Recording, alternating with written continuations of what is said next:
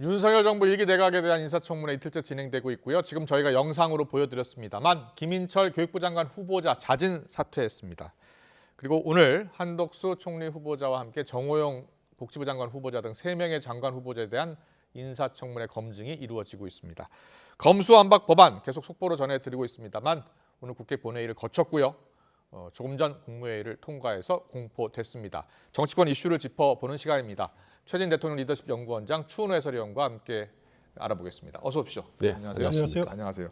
검수완박 법안은 잠시 뒤에 좀 자세히 여쭤보고요. 오늘 인사청문회 특히 김인철 장관 후보자 낙마와 관련해서 먼저 이야기 나눠보겠습니다. 자, 윤석열 정부 장관 후보자 가운데 첫 낙마입니다. 김 후보자의 결심도 있었겠습니다만 윤석열 당선인도 수용을 했다라고 봐야겠죠? 네, 그렇습니다. 당연히 아마 융단 폭격이라고 할 수 있을 정도로 이제 많은 의혹들이 제기됐기 때문에 후보 본인도 그렇고 아마 윤석열 당선인 상당히 부담이 아마 됐을 겁니다. 그래서 결국 김인철 부총리 후보자가 이제 사의를 표했는데 윤석열 당선인이 침묵을 지켰다고 합니다. 그건 이제 수용의 의미라고 볼 수가 있겠죠. 그래서 또 김인철 후보자도 본인 이제 마지막 그 교육자로서 품위를 지키게 해달라라는 것도 일일이 지금 해명하기에는 너무 버겁고 그렇기 때문에 교육자로서 마지막 명예롭게 물러나고 싶다라는 뜻을 당선인 그리고 이제 국민들에게 알렸다고 봅니다. 네, 청문회를 하기도 전에 이제 스스로 사퇴를 한 겁니다. 뭐 윤석열 당선인 입장에서는 뼈아픈 부분일 수 있고요. 검증 부실 논란도 피하기 어려울 것 같은데요. 검증이 제대로 된 겁니까? 그렇습니다. 이렇게 그동안의 김인철 후보자에 대해서 제기된 의혹들 보면은 검증이 제대로 되지 않았다라고 하는 그런 의구심을 지울 수가 없습니다. 김인철 후보자는 당초 언론을 통해서 이렇게 하마평에 오르지 않은 인사였거든요. 그랬군요. 그래서 발표할 때도 저도 그때 발표할 때 방송을 했었는데 전혀 자료가 준비 안 될 정도로 그랬군요. 아주 깜짝 인사였다라고 생각이 드는데 어떻게 임명되는지는 뭐 그 절차에 잘 모르겠습니다만 그동안 이렇게 제기됐던 의혹들을 보면은 특히 이제 풀브라이트 장학금 가족 특혜 의혹 이런 것들을 보면은 과연 공직을 맡을 공직을 대변하거나 공직을 이렇게 맡을 자격이 되는가라고 하는 의구심이 많이 들 수밖에 없었던 온 가족이 이 장학금을 거죠. 다 받았다는 거죠. 그렇습니다. 가족의 이익을 너무 이렇게 앞세운 것 아니냐? 그런 분이 어떻게 공직을 맡을 수가 있지라고 하는 의심이 들 수밖에 없기 때문에 그런 부분들은 검증 과정에서 걸러질 수가 있었던 부분들인데 검증이 정말 좀 허술했던 것들은 이번에 이제 여실하게 드러난 것이 아닌가. 제가 정말 한 말씀 드리면 이게 부실 검증 이 이야기를 들은 지는 제가 딱 30년 됐습니다.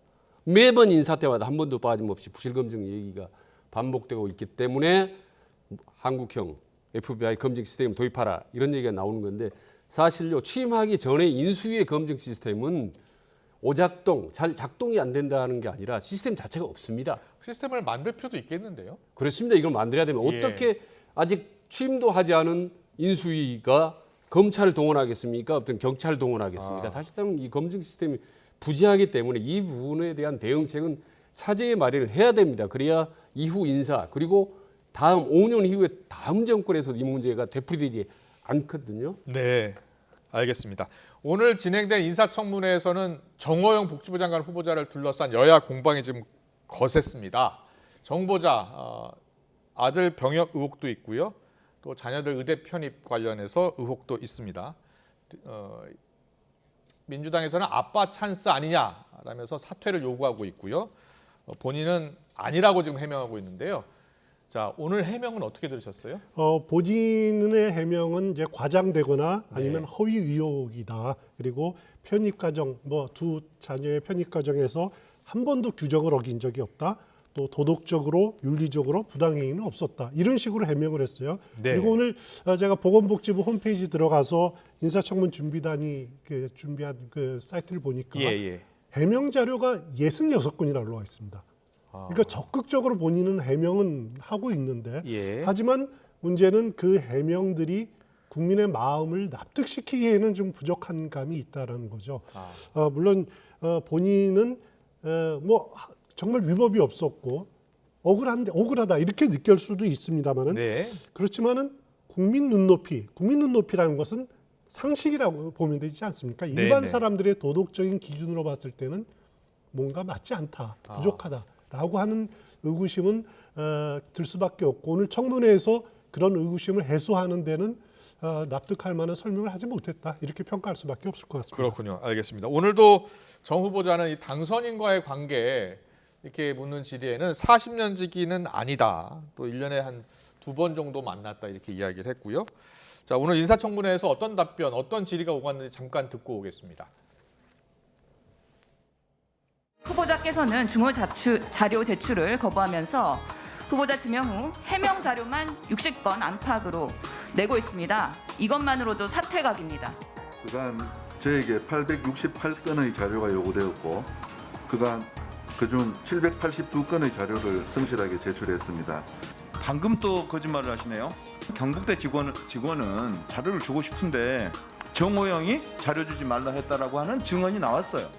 정말 40년 지기 맞습니까? 40년 직이라는 말은 잘못된 말입니다. 그럼 몇 번이나 만났습니까? 아마 그 대구에 발령받고 와서 1년에 뭐 한 2번씩 그렇게 만났을 겁니다. 우리가 그러니까 40년 직은 아니죠. 장관 후보자 자리를 고수하는 이유는 뭡니까? 제기된 의혹들에도 불구하고 제가 도덕적으로나 윤리적으로나 문제될 것이 없다고 제가 생각하기 때문에 그렇습니다. 국민 눈높이에 맞다고 지금 생각하신다는 겁니까? 국민들께서 마음이 불편하신 부분하고는 또 그것이 다르다는 점에서 마음이 제가 말씀을 드리겠습니다. 네, 시청자 여러분들은 어떻게 보셨습니까? 일단 민주당은 자진 사퇴를 요구하고 있는 만큼 정 후보자 인사청문 보고서 채택이 지금 어려울 것 같은데요. 윤석열 당선인 그렇다면 임명을 할 것 같습니까? 어떻게 전망하세요? 저한테 물어보시 좀 인사청문 보고서 곤란한데. 채택 없어도 사실 임명할 수 있잖아요. 예, 뭐 그렇게는 예. 합니다만은 지금 조금 전에 뭐 김민철 총리 내정자도 부총리 내정자 낙마를 했는데 네. 아마 오늘 이 시간 현재까지도 가슴 조마조마하면서 여론 추이를 지켜보지 않겠습니까? 윤 당선자가 네. 예, 지금 보면은 한두석 총리 내정자 제외하고 18명 장관 중에 민주당이 지금 핵심 타겟으로 지금 겨냥한 사람이 3사람 아니겠습니까? 네. 한동훈, 그다음에 정호영 그리고 이제 김인철. 예. 근데 한 명 이제 낙마했단 말이에요. 나머지 2명이 남았는데 네. 여기에 대해서 총 공격이 가해질 겁니다. 아. 그런데 문재인 대통령 정부 초기에 첫 내각에서 3명이 낙마했기 때문에 3명 이내로만 낙마돼도 네. 그래도 비슷비슷하지 않느냐라고 예. 국민님이 생각할지는 모르겠습니다만 네네. 민주당 입장은 어떻게 해서든 3명이나 그 이상 낙마시켜야 그때하고 지금하고 비슷하지 않겠느냐, 상황을 예. 만들 수 있겠느냐. 아마 이렇게 내심을 작심을 하고 있을지 모르겠습니다만은 네네. 아마 총 공격을 퍼부을 것 같습니다. 이건 이제 정말 솔직히 답변하기 저도 어렵습니다. 알겠습니다. 거기까지 듣겠습니다. 일단 당선인 입장에서도 임명하는 게 부담이 될 것 같고요. 정 후보자 역시 또 장관으로 임명돼도 역할 수행에 부담이 될 것 같거든요. 어떻게 보세요? 일단 보건복지부 장관이라는 자리가 굉장히 중요한 자리인데 어떤 자리냐면요. 일단 네. 의료 문제를 한번 보면은요. 보건이라는 문제를 보면은 의사, 약사, 의사도 한의사, 또 그리고 간호사, 또 소비자 아주 다양한 이해 집단을 가진 사람들이 이해관계를 정말 잘 조정해야 되는 자리입니다. 근데 오늘 청문회에서 나온 거 보면은 정호영 후보자의 답변이나 태도를 보면은 나의 길을 가겠다, 나는 무조건 옳다 이런 식의 자기 길만 가겠다라고 하는 것은 이해 조정을 하는 보건복지부 장관으로서는 정말 좀 어울리지 않는 자리인 거죠. 네. 그런 측면도 아마 당선인이 좀 고려를 해야 된다라는 생각이 들고요. 일단 지금 청문회 마친 다음에 정무적 판단을 할 수밖에 없을 겁니다. 네. 과연 한덕수 총리 후보자 인준에 네. 과연 걸림돌이 되지 않을까? 아. 그리고 지방선거에 어느 정도 부정적인 영향을 미치지 않을까? 이런 점들을 가지고 종합적으로 판단을 할 가능성이 높지 않을까라는 생각이 듭니다. 그렇군요. 지금 그런 고민을 윤석열 당선인과 또 인수위가 고민을 할 것 같은데 한덕수 총리 후보자 지금 이틀째 청문회인데요. 뭐 정관 예우 논란 계속되고 있고요. 이해 충돌 논란도 있고요. 민주당은 일단 임명에 부정적 기류입니다. 민주당이 한덕수 총리 후보자 인준을 해줄 것 같습니까? 어떻게 보세요? 당연히 안 해줄 것 같습니다. 예. 그리고 국민의힘이나 여야가 바로 본회의 표결로 해서 처리하지는 않을 겁니다.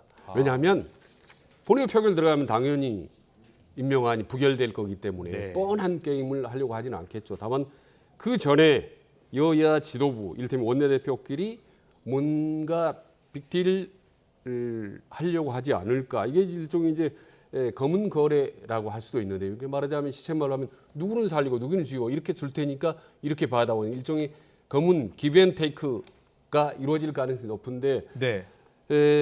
다른 부분은 몰라도 이제 총리 부분은 국민의힘 윤석열 당선자 입장에서 절대 양보할 수 없는 부분이거든요. 네. 그렇기 때문에 민주당은 이제 더 세게 밀어붙일 텐데 네네. 여기서 이제 강대강의 말은 핵심인데 과연 이 부분을 어떻게 풀지 아직까지는 전혀 해결의 실마리가 지금 보이지 않습니다. 그렇군요. 예, 이게 지금 검수완박하고 지금 다 맞물려 있는 문제이기 때문에 네. 전국 전체를 어떻게 풀 것이냐라는 가장 그 핵심 중에 핵심이기 때문에 네. 아마 여야가 상당히 머리를 쌓아매면서 깊은 아마 협상을 하고 있지 않을까라고 생각이 듭니다. 그렇군요. 취임 이제 윤석열 대통령 당선인 취임 이제 일주일 앞으로 다가왔는데 첫 새 정부 내각도 꾸리지 못한 채 출발할 수도 있다 이런 이야기 나오고 있잖아요. 무엇보다도 이제 총리가 장관 임명 제청권이 있잖아요. 그렇습니다. 그러니까 총리가 이제 그 국회 인준을 받아야 하는데 어떻게 될 것 같습니까?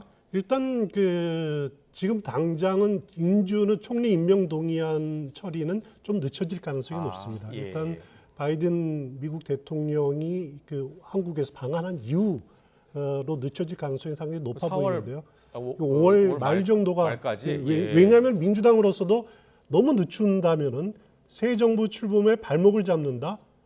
이런 것이 어떻게 지방선거에 부정적인 영향을 미칠 가능성이 있기 때문에 예. 제가 보기에는 한 4월 22일, 3일 이후 네네. 6월 초 사이에 이루어지지 않을까라는 생각이 듭니다. 그렇다고 새 정부 출범이 완전히 못하는 것은 아니고요. 일단 오늘 추경호 경제부총리에 대한 인사청문 보고서가 채택이 됐습니다. 네네. 그러면은 김부겸 국무총리가 5월 10일 날 임명 제청을 할 수가 있거든요.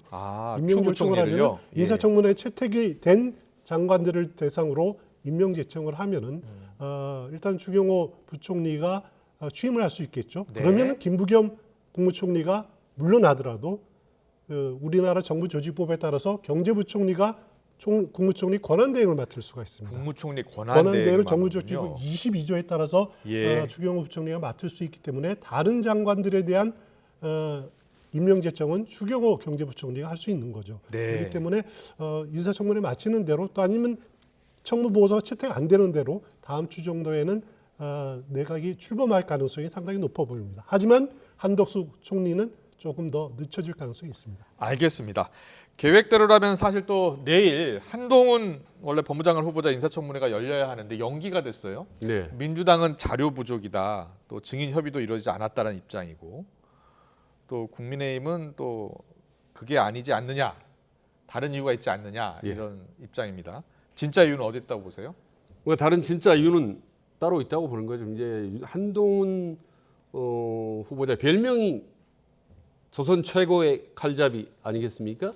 근데 칼잡이를 그대로 놔두면 나중에 칼을 휘두르지 않겠습니까?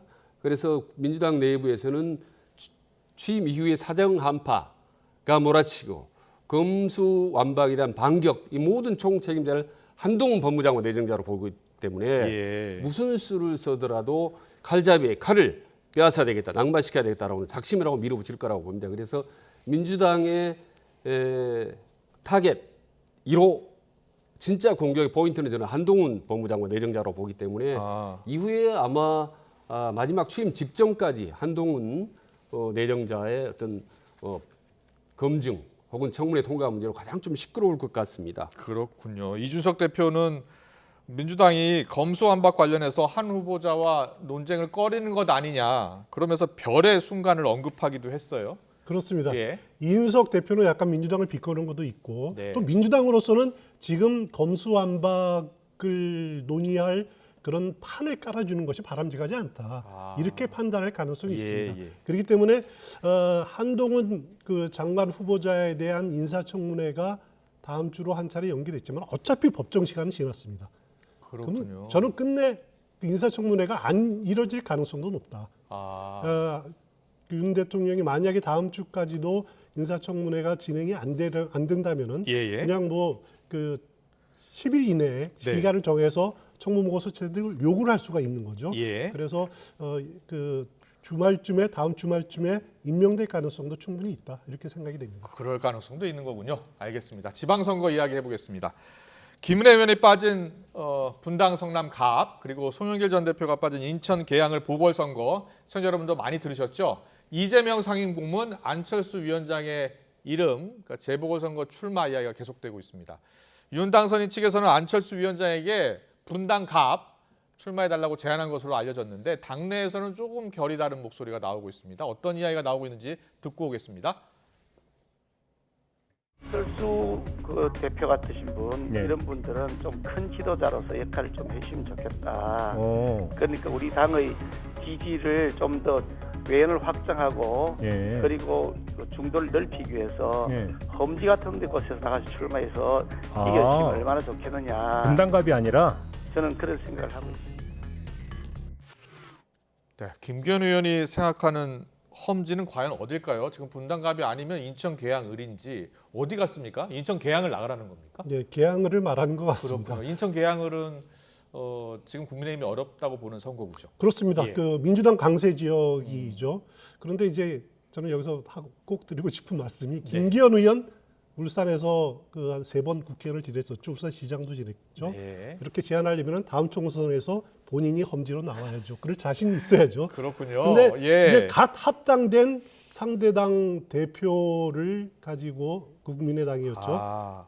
바로 계양을로 나가서 붙어라. 그래서 예. 살아 돌아와라. 라고 하는 것은 어떻게 보기에 따라서는 좀 무리한 발언일 수도 있습니다. 무리한 접근 방법이 있습니다. 네. 이런 그 언급을 할 때는 좀 더 신중해야 되고 왜냐하면 네. 또 김기현 원내대표가 다음 당권을 노리는 주자일 수도 있는데 또 어떻게 보면은 미리부터 견제구를 날린 것 아니냐 이런 의구심을 받기에 충분한 발언이 아닌가. 그래서 좀 더 그렇군요. 조심해야 된다는 거죠. 예, 내년 여름, 내년 5월에 국민의힘 당대표를 다시 뽑는데 김기현 의원도 원내대표를 지냈기 때문에 가능성이 있잖아요. 그런 견제구를 안철수 위원장에게 날린 것 아니냐 이런 분석을 해주셨거든요. 어떻게 보셨어요? 그런 부분도 이제 일리가 있습니다만 아직도 좀 기간이 많이 남아 있기 때문에 예. 지금 국민의힘 입장에서는 의석이 단 한 석이라도 더 필요하기 때문에 네. 요즘 분위기로 보면 안철수 정도의 인지도로 본다면 어디나 가면 될 수 있다. 그래서 계양갑에 가서 한번 붙어서 이재명을 꺾을 수 있지 않느냐 뭐 이런 제안을 한 것 같고 또 거기에는 은근히 나름대로 당 잠재적인 경쟁자에 대한 견제 심리도 있을 거라고 봅니다만은 험지인 줄 알았더니 가서 보니까 사지였던 경우가 많습니다. 험지보다 더 어려운 곳 사지요? 그럼요. 예. 험지야 힘든 곳이지만 사지는 죽는 곳 아니겠습니까? 그런데 안철수 인수위원장 같은 경우는 다 예상했던 총리도 못하고 아마 마음이 그렇게 썩 편치는 않을 텐데 그래서 사지로 가려고 하겠습니까? 그래서 저는 분당 갑 김은혜 지역으로 갈 가능성이 저는 현재로서 매우 높다고 봅니다. 실제로 안철수 주변에서 그런 얘기 나옵니다. 이번 경기도 지역 같은 게 만만치 않은데 안철수, 김은혜 투톱으로 뛰면 시너지 일어나서 경기도도 잡고 서울 그리고 일대 전체적으로 전국적으로 파급 효과가 있다라는 얘기가 나오는 걸 보면 네. 김은혜 지역 분당 갑 가능성이 좀 매우 높아 보입니다. 알겠습니다. 민주당 이야기 좀 해볼게요. 이재명 민주당 상임고문의 출마 여부에도 지금 관심이 집중되고 있잖아요.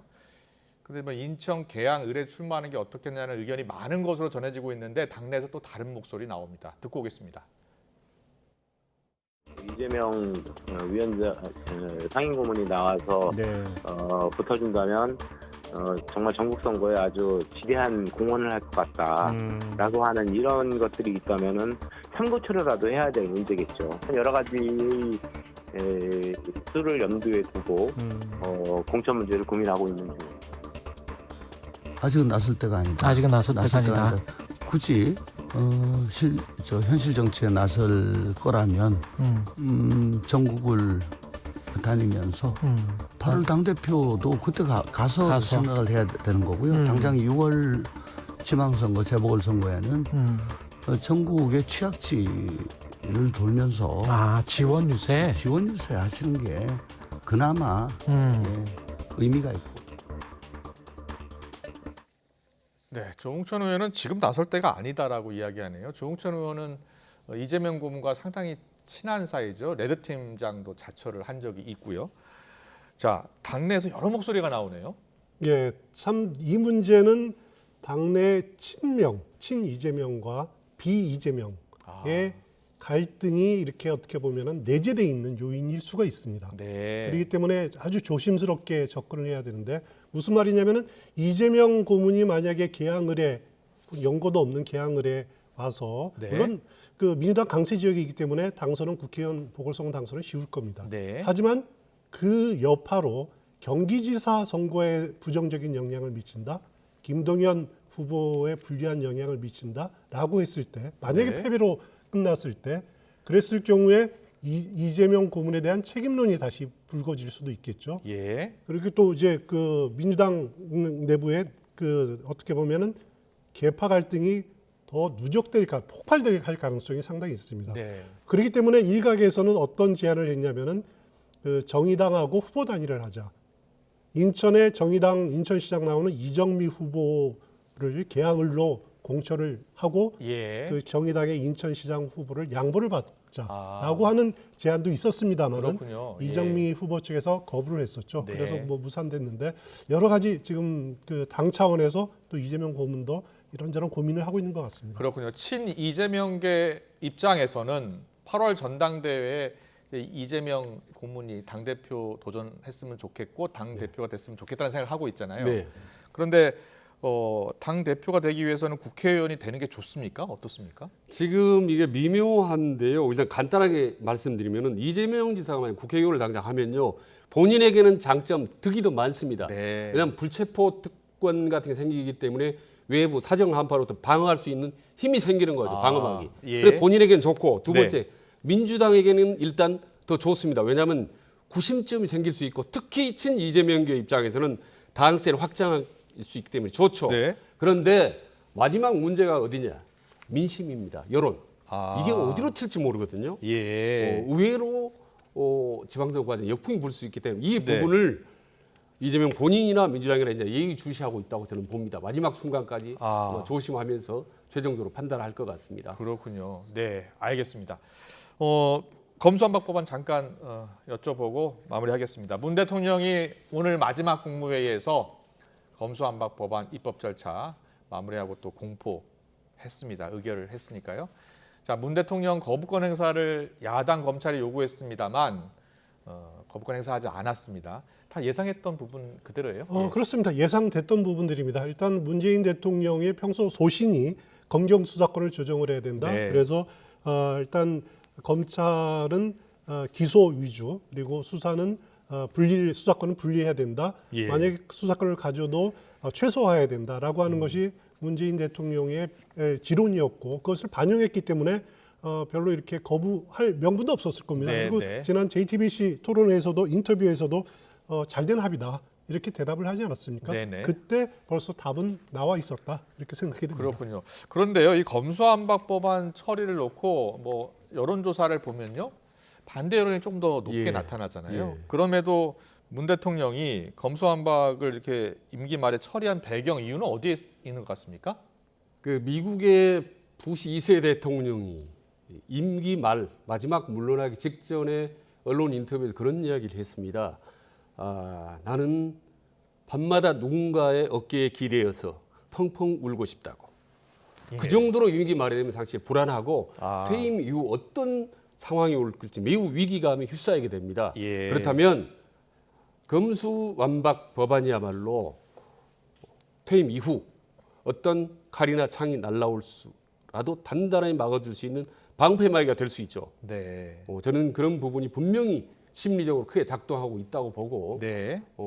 그리고 민주당과 함께 가는 모습 예. 이런 모습을 보여주는 것이 지금 다소 국민들로부터 어떤 비판을 받거나 어떤 부담이 있더라도 네. 퇴임 이후 그 지방선거 과정에서는 지지층을 똘똘 뭉치게 하는 결집하는 효과가 더 있다라고 하는 정치적인 판단을 했다고 봅니다. 그렇군요. 알겠습니다. 국민의힘은 일단 검수완박법안 효력정지 가처분 신청도 낸다고 하고요. 권한쟁의 심판까지 청구를 했습니다. 그런데 이게 실효성이 있을 것 같습니까? 별로 실효성 없을 겁니다. 왜냐하면 권한쟁의 심판 같은 경우에는 그 당사자가 안 됩니다. 과거에 2000년에 그 당시에 한나라당으로 기억이 나는데 예. 김종필 총리 서리 네. 제도에 대해서 권한쟁의 심판 청구를 소송을 제기를 한 적이 있습니다. 헌법재판소에. 네. 예. 하지만 헌재의 다수 판결은 뭐냐면은 국회의원 개인은 당사자가 아니다.